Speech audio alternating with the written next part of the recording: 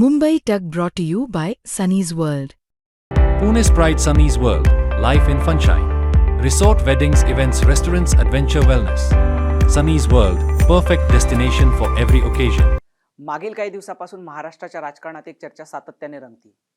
ती म्हणजे मुख्यमंत्री देवेंद्र फडणवीसांना केंद्रात मोठी जबाबदारी दिली जाणार याची. केंद्रीय मंत्रिमंडळ विस्ताराच्या चर्चा सुरू झाल्यानंतर हा मुद्दा सातत्याने पुढे येतोय. भारतीय जनता पक्षाच्या राष्ट्रीय राजकारणात देवेंद्र फडणवीस हे प्रभावी आणि विश्वासार्ह चेहरा मानला जातात. त्यामुळेच दिल्लीत त्यांना बोलवण्याच्या शक्यतेबाबत वेळोवेळी चर्चा होतीये. पण या चर्चेकडे केवळ अफवा किंवा राजकीय गॉसिप म्हणून पाहता येणार नाहीये. कारण त्यामागे महाराष्ट्रातील भाजपची संघटनात्मक रचना, निवडणूक व्यवस्थापन, दिल्लीतील नेतृत्वाचा विश्वास आणि राज्यातील सत्तेचं गणित अशा अनेक महत्त्वाच्या बाबी जोडल्या आहेत.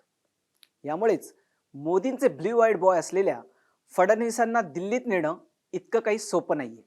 नमस्कार, मी रोहित. मुंबई तकच्या या व्हिडिओमध्ये आपलं स्वागत. गेल्या 10-12 वर्षात महाराष्ट्र भाजपमध्ये अनेक नेते पुढे आले. मात्र राज्यव्यापी स्वीकार, निवडणूक व्यवस्थापन आणि संघटनात्मक पकड या तिन्ही बाबतीत फडणवीसांनी स्वतःचं एक वेगळं स्थान निर्माण केले. 2014 मध्ये प्रथमच भाजपचा महाराष्ट्रात सर्वात मोठा पक्ष म्हणून उदय झाला.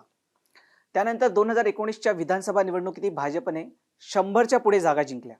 त्यावेळी सत्ता समीकरणं बदलली तरी पक्षाच्या मताधिक्यात फारशी काही घट झाली नव्हती. 2022 मध्ये झालेल्या सत्तांतरानंतरही महाराष्ट्रातील भाजपची संघटनात्मक ताकद कायम राहिली.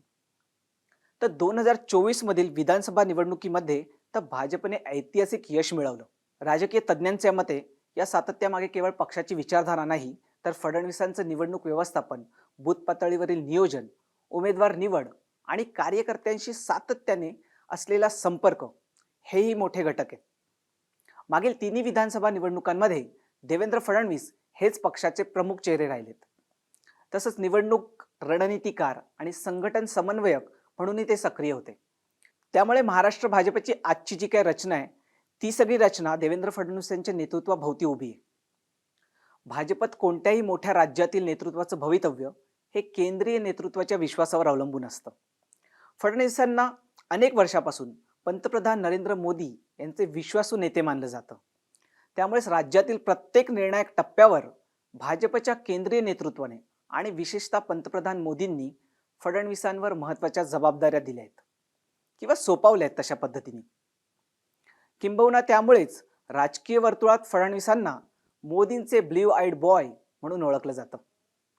समजा राजकीय वर्तुळात ज्या चर्चा सुरू आहे त्यानुसार जर फडणवीसांना दिल्लीत नेलं तर महाराष्ट्राचं नेतृत्व कोण करणार, हा सर्वात कळीचा प्रश्न उपस्थित होतोय.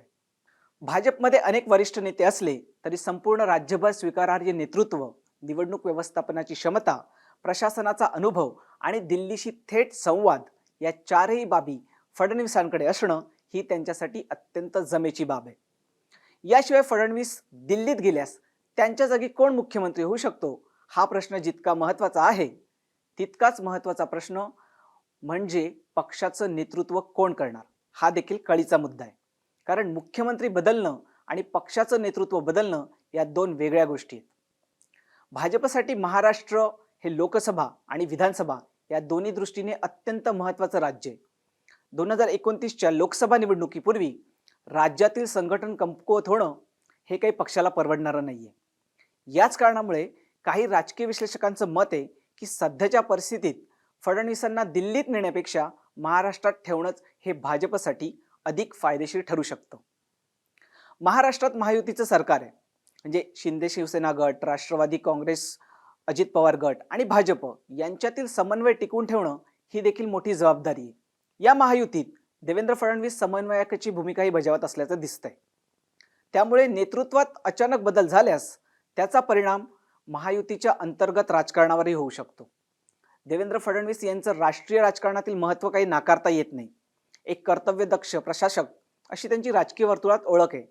त्यामुळेच ते केंद्रातही प्रभावी भूमिका बजावू शकतात.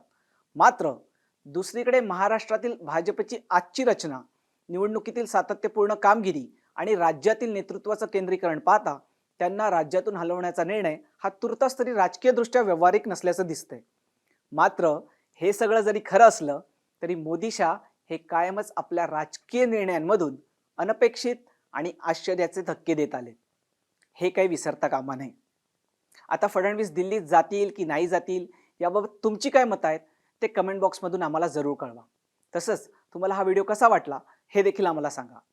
याशिवाय जर तुम्ही मुंबई तकचं यूट्यूब चॅनल सबस्क्राईब केलं नसेल तर नक्की सबस्क्राईब करा. धन्यवाद.